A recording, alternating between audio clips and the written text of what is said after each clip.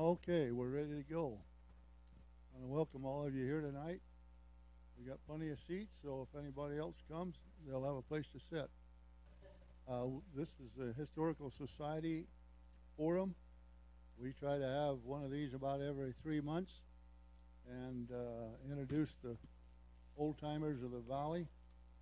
And we have two old timers here, kind of old, but they've been here all their life, pretty much in Mesquite. Born and raised here. Dale Tobler and Jay Tobler are brothers. They're longtime residents of Mesquite. They're gonna. Merlin Hafen's gonna be the moderator tonight. He'll ask the questions and hopefully they can answer them. We have a board, and I'm on the board, and there's several others, along with the gal here that takes care of the museum, and her sidekick is here even tonight, Mr. Woods. And so, anyway, we're ready to start, and we'll have Merlin go ahead, and he can take all the time he needs. Thank you, Sam. That's Elspeth Kuda at the museum, and we appreciate her. She gave me a note of what is going on at the museum. There's the quilts will be on display until the first week of June. Then in June they will.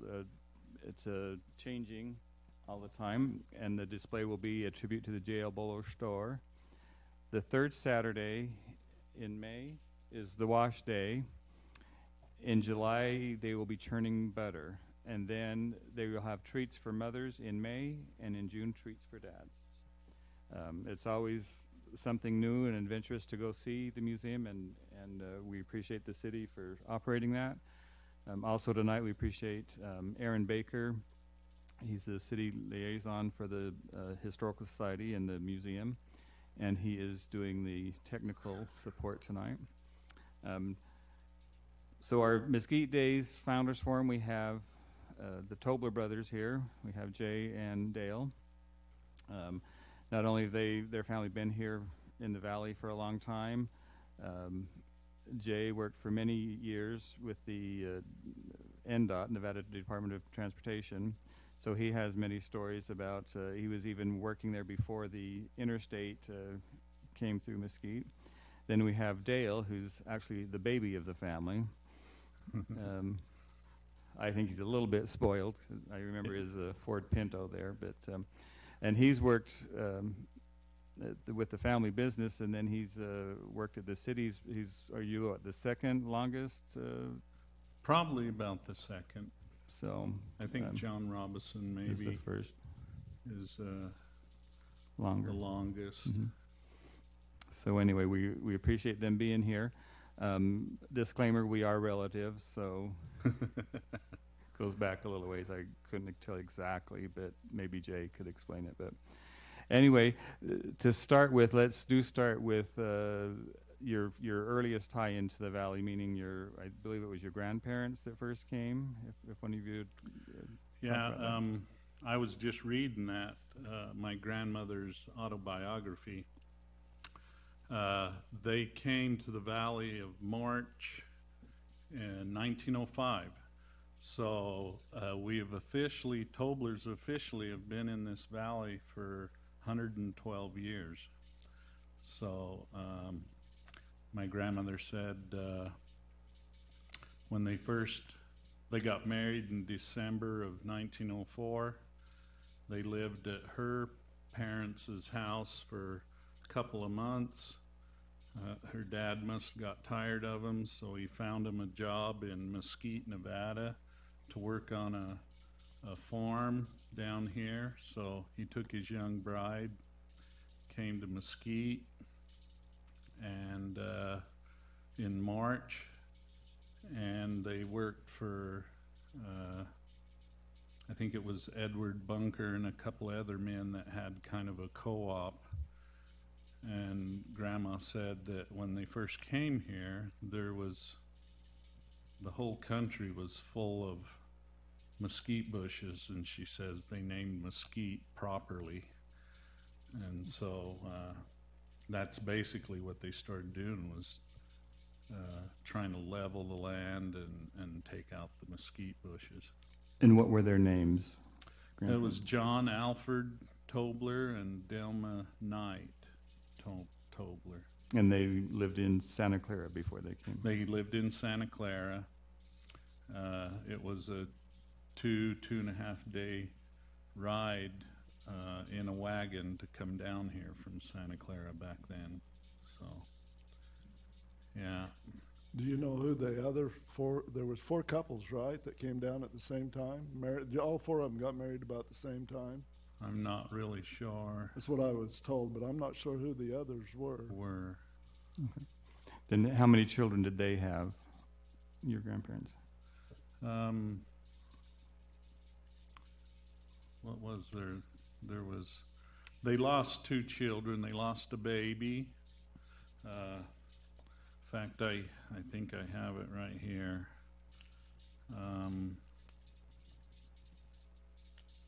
There was a little girl that was lost between my dad and his older brother. There was Della Tobler, then Gerda, Aunt Gerda, and then Erlin, then my dad. But there was a baby in between Erlin and my dad, Iron, Mark Tobler, that didn't live only a week or a couple of weeks, got sick. I think, in fact, it had, what do you call it, that Gerald's baby had? Meningitis, bacterial meningitis. So back then, here in Mesquite, they didn't have, no way to really treat that. Mm-hmm. So of those children, how many stayed in Mesquite?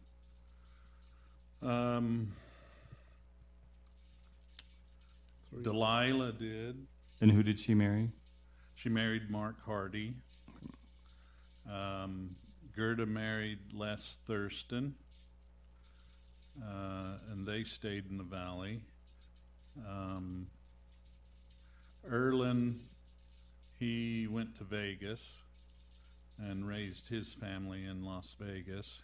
He did teach school in Bunkerville, though, for quite a while as a coach and school teacher over in Bunkerville, and then he went to Vegas, and he actually was at UNLV as one of their first athletic trainers. Back in the 70s, he kind of was on the foreground of physical therapy. And so they even named a school down there after him, I believe, the R.E. Tobler Elementary. So that would be your uncle. That's my uncle.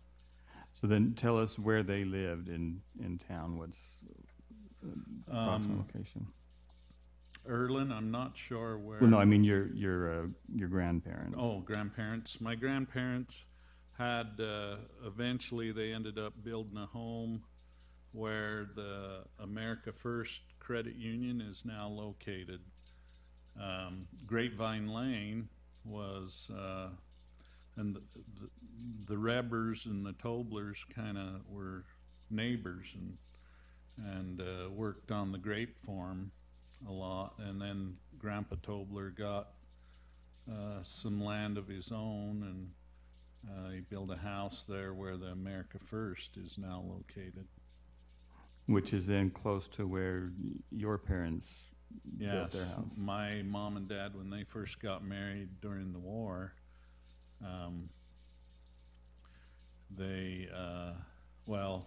Dad got drafted pretty quick after he got married, and so Mom just kind of followed him around wherever he went until he got sent overseas. And then after the war, they lived with my grandparents in that house where America First is located. Lived there for probably 5 years, about. And then they finally got the house finished right there in front of Tobler's Meats Packing, little red brick house. That's where I grew up, and Jay. Did you remember being in Grandma and Grandpa's house?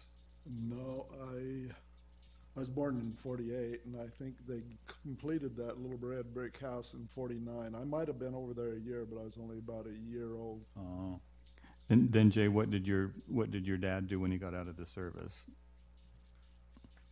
Well, he came home and was helping his dad out, and at that time, there was several families that were milking cows in one barn, and it's the barn just south of us here. the city hall here, and it's still standing. I think there was 10 families that milked out of that barn. I think my grandfather had, I'm not sure how many cows each one of them had, but I don't think it was very many, maybe up to 10 cows or something, and they all just took turns milking their own cows in that barn, and then eventually my dad bought them all out. I think the last one to go was Meb Jensen. It was the last one that he bought out in the early 50s. I think even your grandpa Max was Yeah, one I of those think he was on that too. with that, and then they went each started branching out and doing their own dairies. It was kind of a co-op. At the time, yeah. Now, did you have to milk cows, Jay? Huh? Did you ever milk the cows, Jay? Oh yeah, yeah. I spent a lot of hours in that old barn down there. Dad, he was not afraid to take kids to herd the cows in, or bring them some grain while they were milking, or take them back down to the corrals and feed them. We always had chores to do. As we got a little older, then we got to actually drive the tractor by the time we were 8. And usually went out and did a little green chopping, and we'd usually he'd just put it on a trailer, that green chop, and then pull it right out into the corral, and the cows would eat right off of the trailer. And Now, Dale, did you ever milk cows? I remember the cows eating off the trailer. He must have did that quite often, He because did. even when I came along, I was in the 60s, early 60s.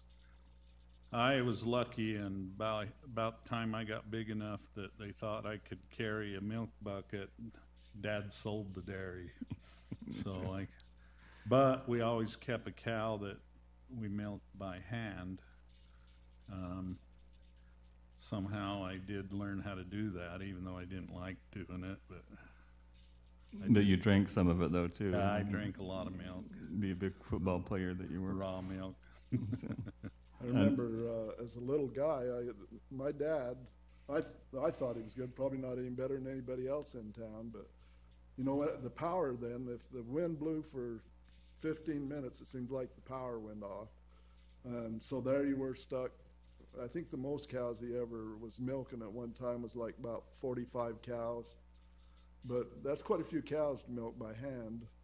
Eventually, after it happened to him a few times, we had that little Ford tractor he rigged up off of the manifold, a vacuum, and he could run 2 milkers off of that tractor with it wound up a little bit. It had enough vacuum that it would run 2 milkers. But like That's if the power went off. that's when the power went off, and it seemed like there was a lot of times it went off back in those days. Didn't he end up buying a generator He did, later but on? he never did get it wired up to work on it. Anyway, I never did see it run there. But yeah, as Dale was saying, there was nothing automatic. The milk he'd pour out of those milkers that they hung underneath the belly of a cow, and then they'd dump it in a bucket, and we had to pack the milk from there through clear to the other end of the building, and there was no milk lines. like they have modern day stuff now. Then where was the milk sold at that time? Orden, I believe. Arden Dairy. Orden Vegas. Dairy in Vegas. In fact, I think that's who he stayed with the whole time. Was Arden. Then what else, after he sold the cows, what did he do, your dad?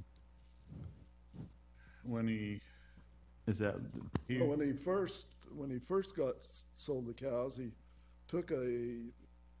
didn't hardly pay anything, but he worked for the water company. He was kind of manager of the water. We had to make sure all the wells, and he'd fix lines and stuff, and read the meters. I remember read going the with him. meters, and he kind of did the water master. I don't know what you would call him, but I remember him fixing water lines with inner tubes and baling wire when he'd get a big leak, and it worked for like a Band-Aid for a while, you know. Not much pressure back then, so it worked.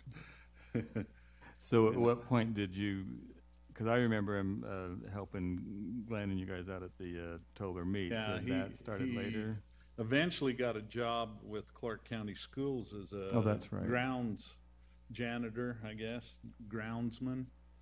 And so he took Mariner Cox's position. Mariner Cox was doing that when I was younger in elementary, and then he retired and that position came open and my dad applied for it. And so the latter, probably from late elementary through junior high, my dad was at the school, the same school. I've got a little story on that. When I was growing up, Dad needed us to help do the farming and milk the cows and do everything. So my older brother Todd and I, we'd take turns. One would help him in the morning and the other one would help him at night. So there wasn't a lot of time for sports or anything like that. And he had certain names for coaches that would call us kids up to go play sports and stuff, because it would pull us away from the dairy business. And but then by the time Dale come along, he had nothing to do with sports up until then. But once Dale came along, he'd drive halfway across the United States to go watch a football game. Or He wasn't milking cows anymore by then, I guess. Yeah. Well, we've already mentioned that Dale was the baby of the family. So. Yeah. Well, he started watching Rex, I think, in basketball too. So brother, just older than me. And tell us how many of there are you the oldest, Jay, or was no, Glenn was the oldest? We have an older sister, and she helped out at the dairy thing too until she went off to college. And then I have a brother that's older, Todd, then me, and then Glenn. And Glenn just passed away about a He passed away year ago. last year, and Rex, Dale's the youngest. One story I remember there at the dairy, I can't remember how old I was. I must have been, I had to have been 5 or 6. And we had, out in the middle of the corral was this big cement water trough. It was kind of a tank. It was probably 3 foot tall. And I remember I'd like to go out there because there was goldfish that swam around in that trough. And it was kind of mossy and stuff, and so I'd like to go out there. Well, there was one big old bull that we had that was in the corral, and he was a Holstein. And I remember walking from the manger. I slipped through the manger, was walking out toward that where the water was in that trough, that cement tank, and I looked over there, and there was that bull, and he's over there and he's going and I thought, uh-oh.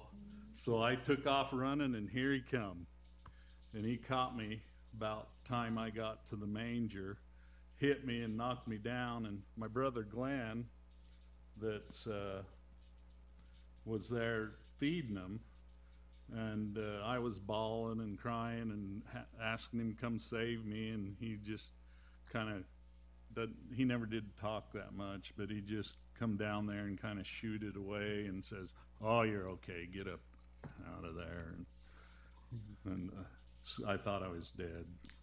Well, that was your start of football, is that?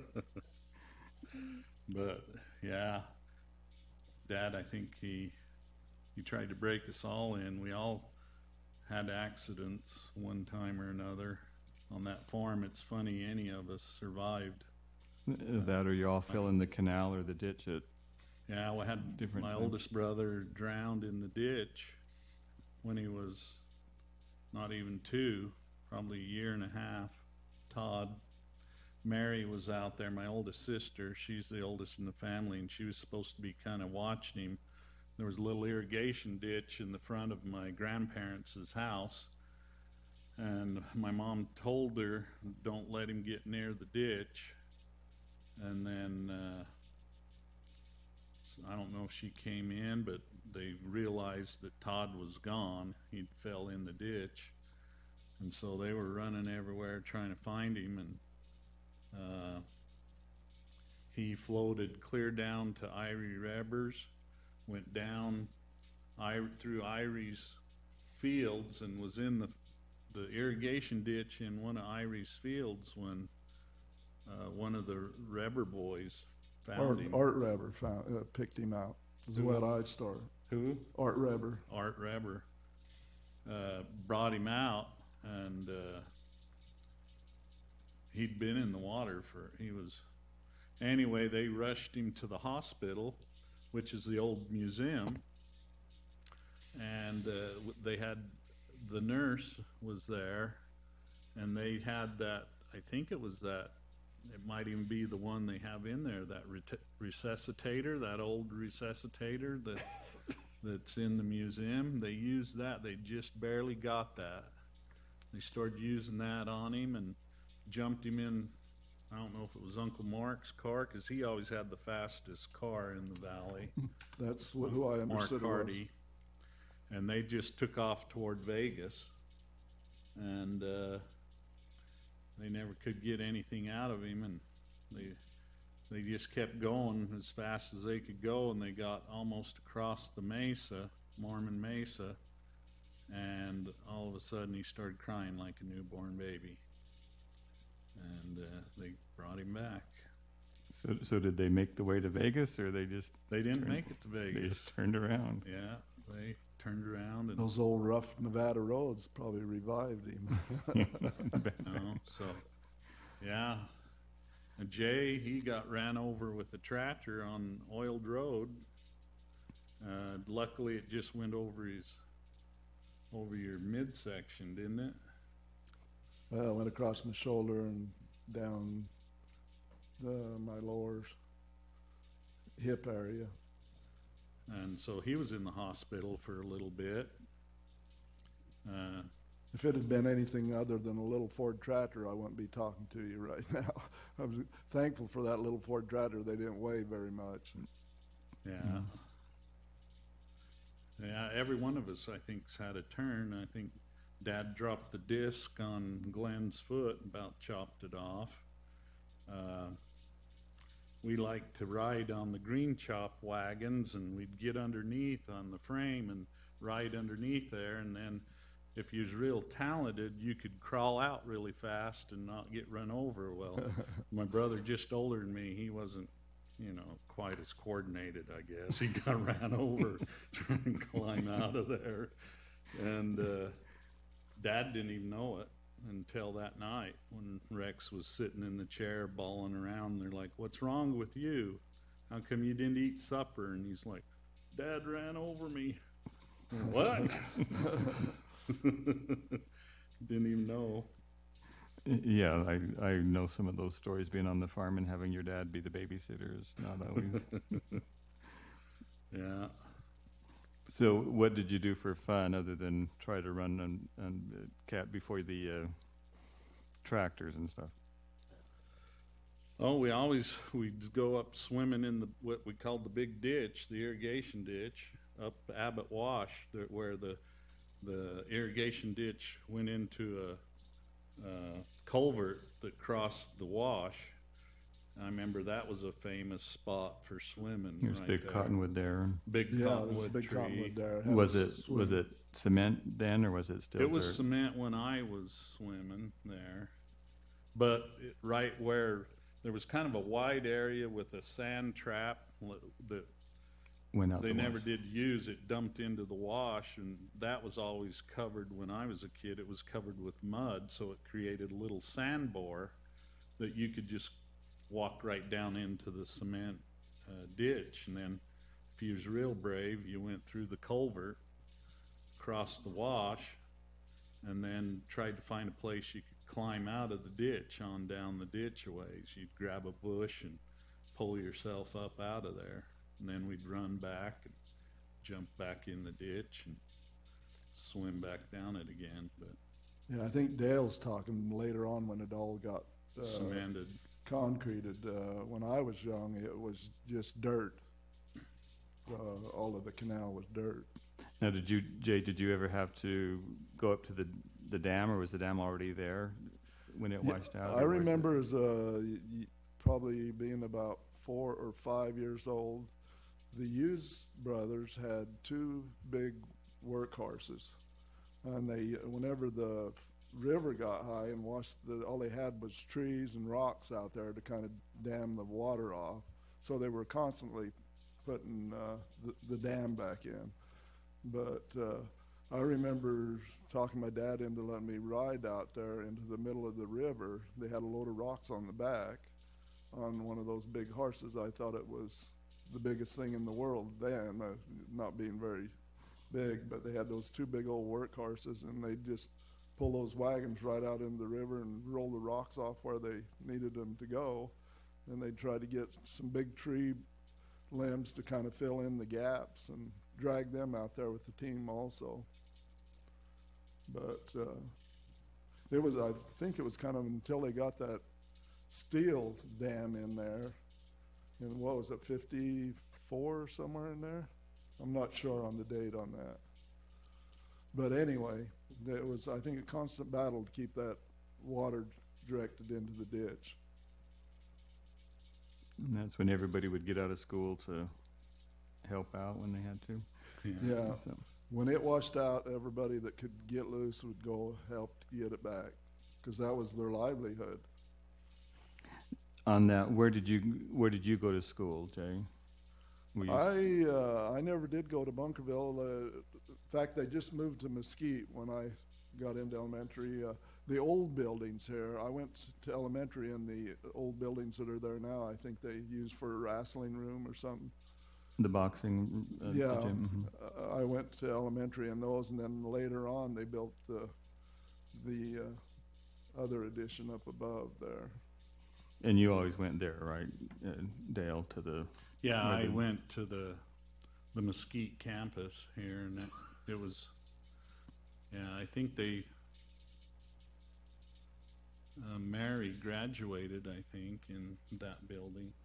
Yeah, they brought it from Bunkerville. So you're all there then at this... Yeah, at this And school. then by that time, the church, was it built here in front of the library, Jay, or did you go somewhere else too? What was that again? Now? Where the church building was? Was it all the same church building on the boulevard there, or was... No, I remember my dad helping.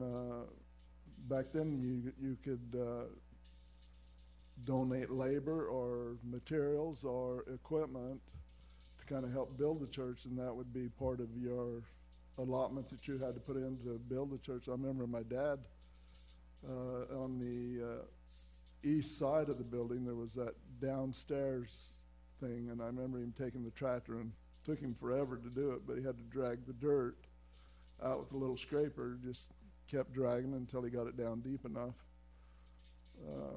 But I think, yeah, I can remember him building the old church.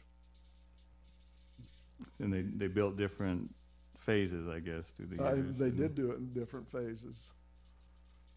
Originally, on the north side of the building, there was just cement pad, open air with basketball courts. And then later on, they extended the building on out into that area, and that was kind of the rec hall or stage area.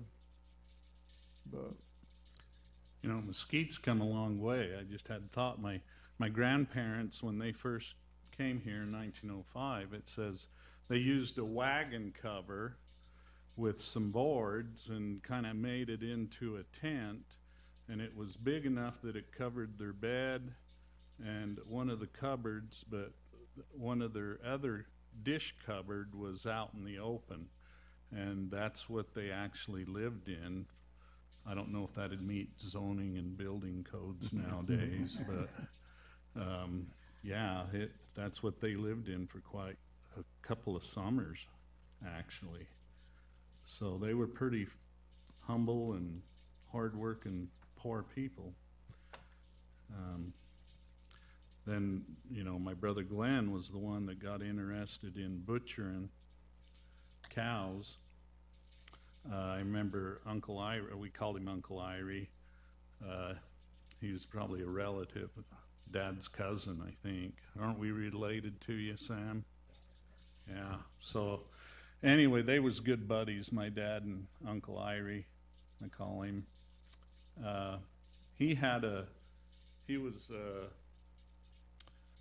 He'd had polio or something happened to him when he was a teenager, so he was paralyzed from the waist on down. But old Irie, that didn't stop him. He had a smart head on his shoulders, and he figured out a lot of stuff. He did foreman. He'd get up with those crutches. He just always used crutches to get around, and he figured out things to make it so it would work easier for him. And he built a telephone pole assembly where he had a hoist, and that was where we would butcher the cows back when we first started. If you want to kill one of your animals, you'd go over to Uncle Irie's, and that's where you'd slaughter it and hang it up and skin it out and do all that stuff. And I think that's what got Glenn, my older brother, started.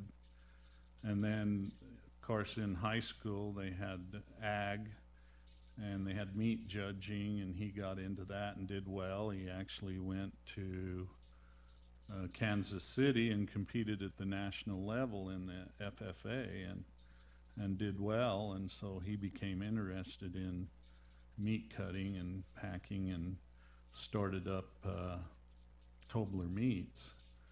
And to begin with, it was just a custom place where you just butchered for other people. They owned the animals, and he would cut them up for a price. And then he decided that he wanted to go bigger and grander, and so he built that big metal building that you see down there and went USDA federally inspected. So he was the only slaughterhouse in southern Nevada that was USDA. Little history, you could have a state inspected slaughterhouse, but Nevada did away with that program probably in the 50s or early 60s. And so the only option you had was either you were a custom meat cutting place or you were a federally inspected place. And so, yeah, he was, through the 70s and 80s, he was the only federally inspected slaughterhouse in southern Nevada. Now, I know he did a lot of butchering for the local dairyman. Did he have other accounts too? Yeah, well, all the dairies, when we become federally inspected, you can ship meat interstate. Before the old state inspection process, your meat had to stay within that state.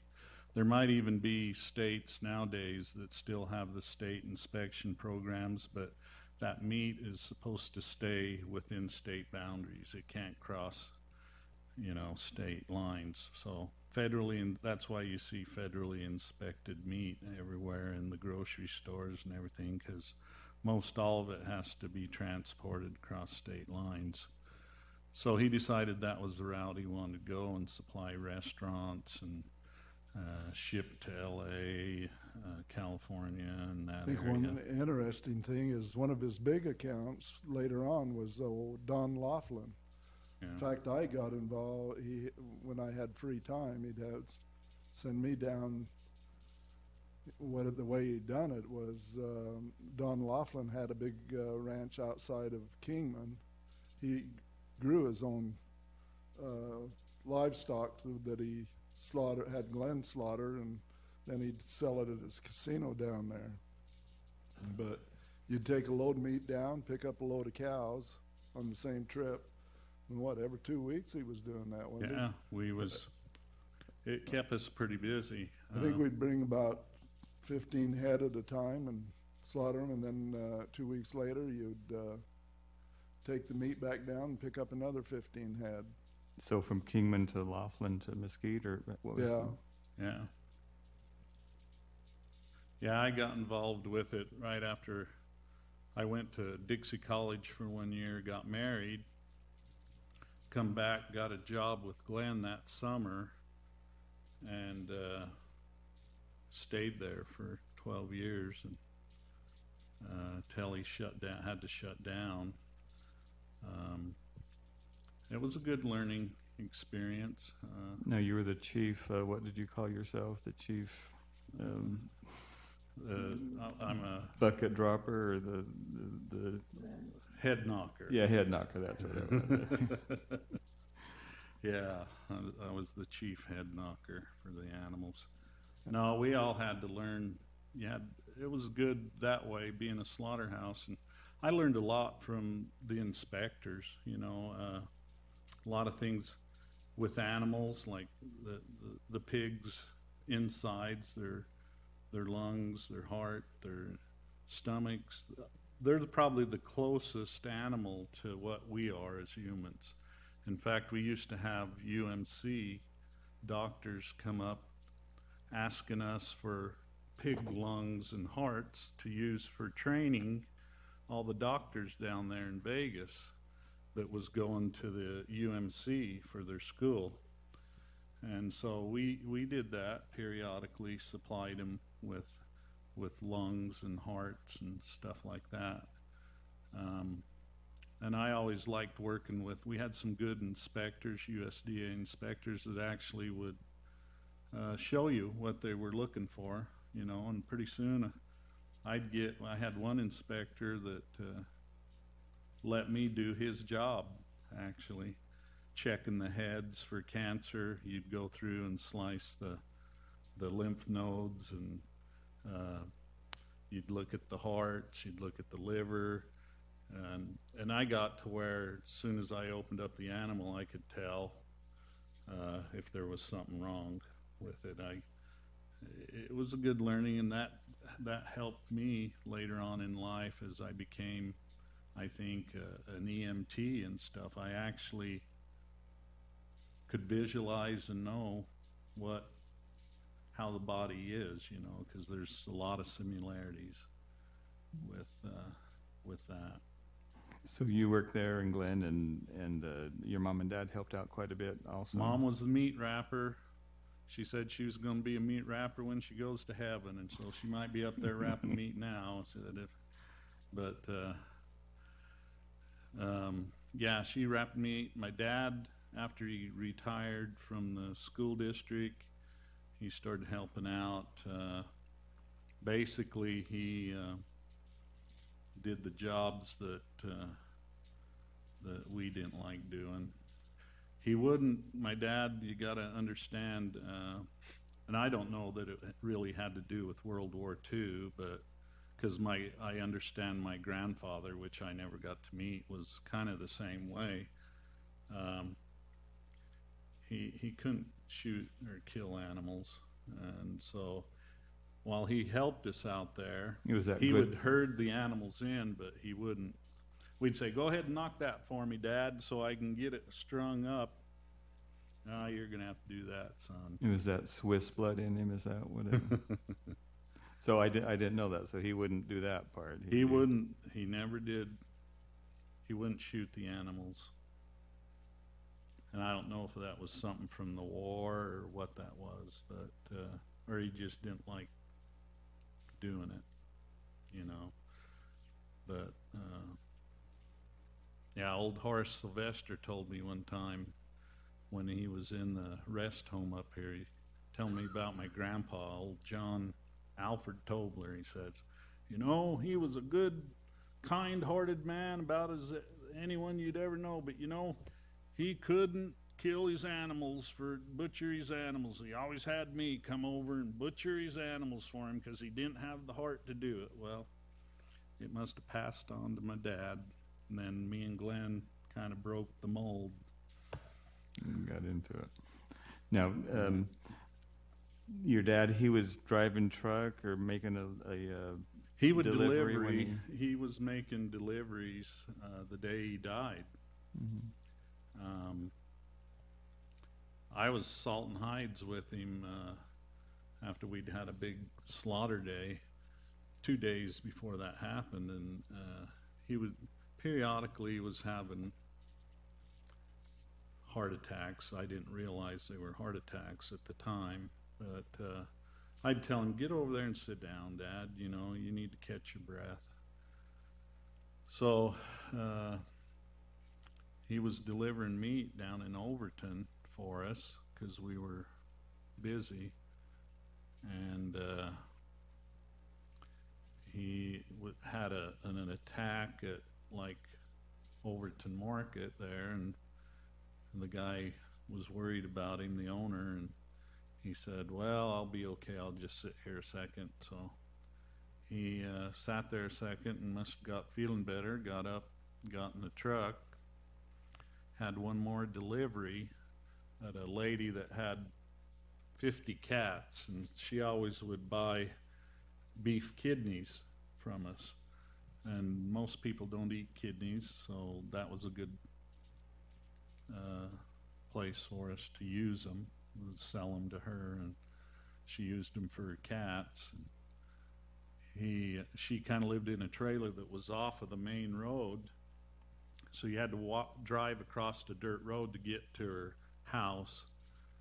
And she happened to look out her front window and saw the truck coming, and all at once it veered, went off kind of through the desert and stopped.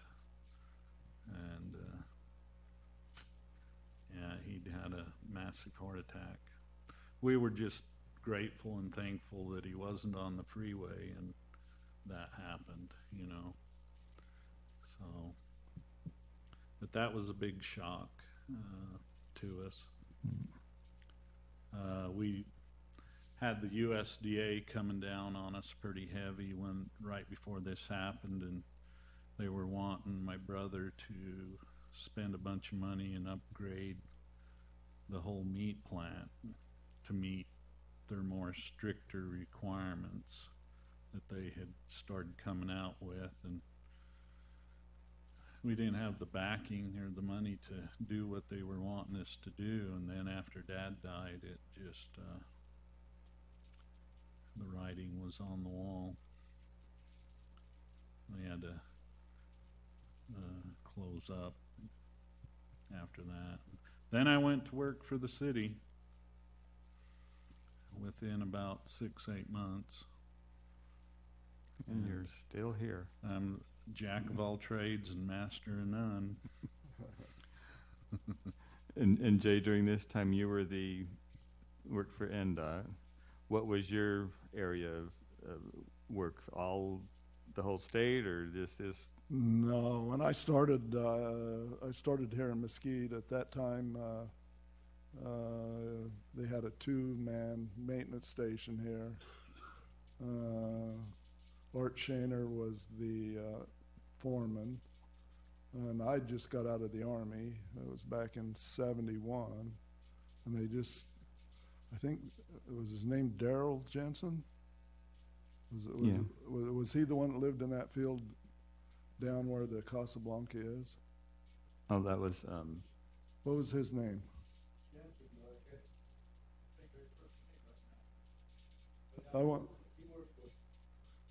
anyway, he retired, and so I put in for the job and got it.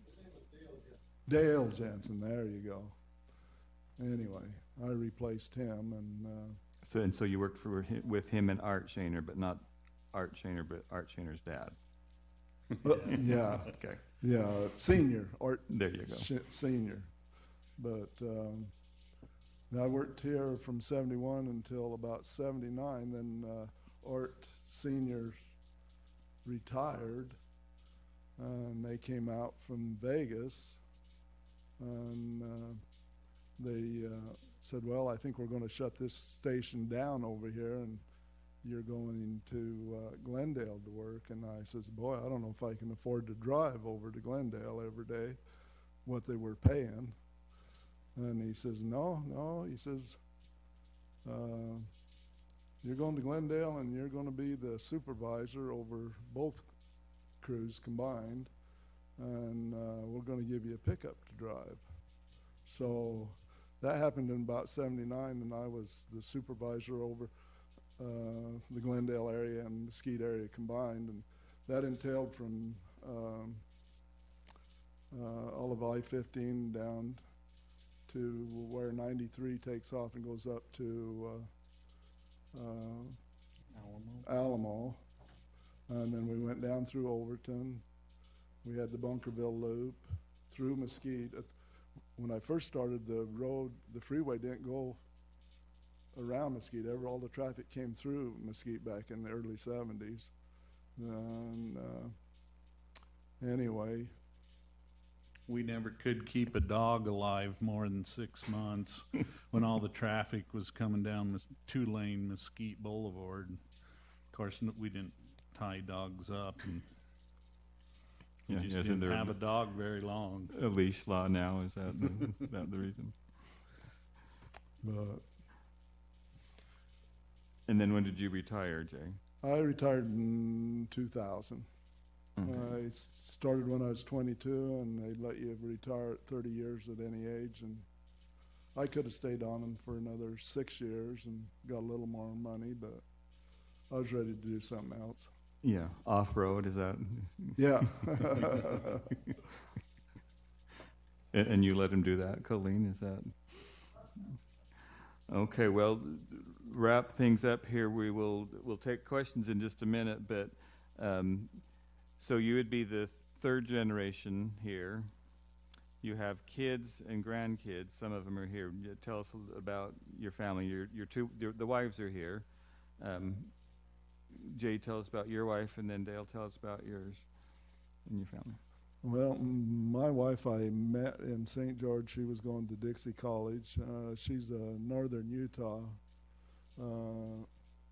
She lived out in Duchesne quite a bit, and over toward Altamont, was it? Roosevelt. And when I met her, they were living in Salt Lake, and then right after we got married, her father and mother came to Springdale, where they bought into Bumbleberry. If any of you have been up that way, and they run that for up until he passed away, and now her brother runs it. But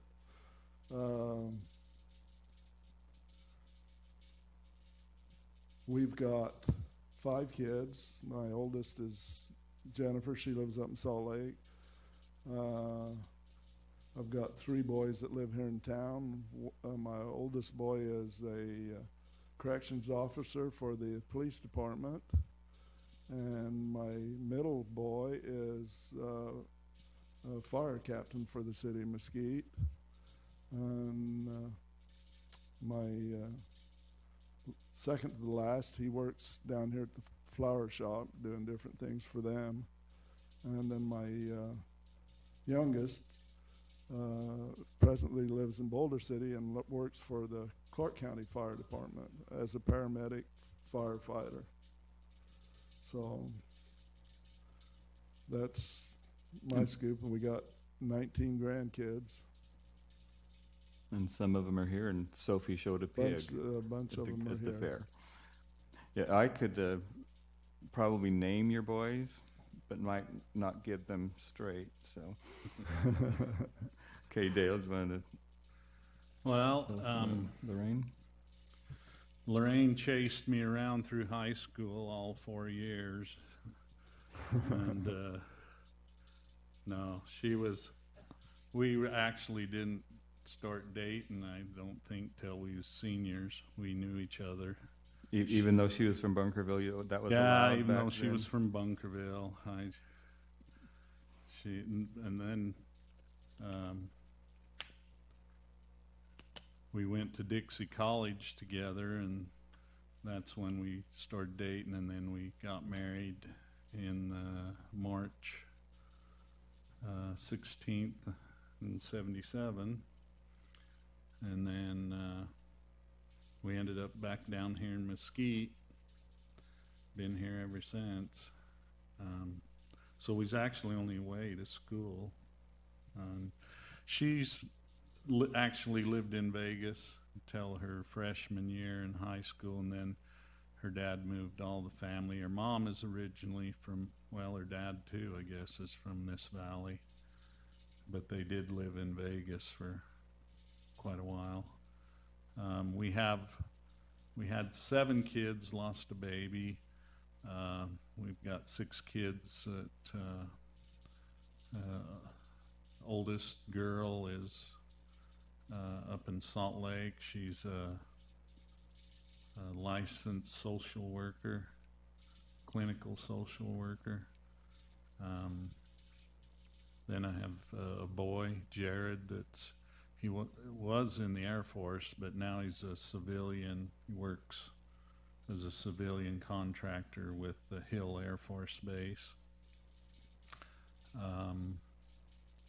Alicia lives in Vegas. She's married, and she works at UMC as a assistant physical therapist. And so she does works with a lot of the emergency patients, actually, head trauma, that kind of stuff. And then Isaac, he is in Spanish Fork, computer geek, does really well at that. Let's see, then we have Adam, who has been going to school for forever, it seems like, but now he's decided he's going to be a mail carrier, maybe, if he can. So he does that. Huh? In Salt Lake. He's in Salt Lake. Gerald's in, did I say that? She's in Salt Lake. Let's see, then who? Trish, my baby, she is in Springville. And she has, she's a dietitian. Is it a registered dietitian? Yeah. But she's kind of tied up with twins right now that are just been born, so she's pretty busy with doing that. And yeah, they all seem to be doing well. But you let them venture off. Yeah. Couldn't keep any of them here. I don't know. Okay. Now it's we'll let Lorraine or Colleen ask any questions or any rebuttal that you may have. They're in the audience. We appreciate them being here. You forgot to say how many grandkids you have. Oh, not as many as Jay, but we have 14. And he's gaining fast, but 2 at a time. Yeah, if he has the twins, that won't take long. Colleen, how about you? Did he do a good job? You'll let him go with Val on their next, Val and Sam on their next little 4-wheel ride? Okay, Val, how about you? Do you have any questions? Oh, you have to have a question. I think we gotta have to run for mayor and councilman. They look good up. They look good up there. He's good at telling jokes. Any other questions out there? Sam, don't you have a question you could wrap? When you were talking about the dairy, we had a co-op here called the Clark County Dairy Association. I think we had